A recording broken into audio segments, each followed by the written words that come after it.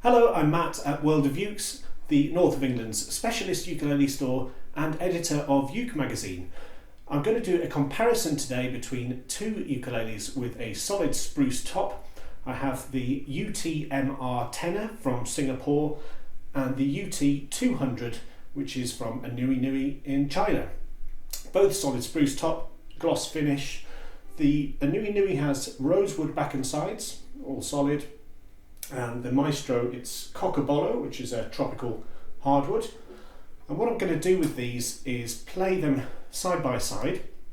At the beginning, I'll cut very quickly between one and the other, so you can get a very quick comparison between the two, just with some simple chords. And then I'll go back and play something a little bit more extensive, but the same tune in the same room with the same sound settings at all times.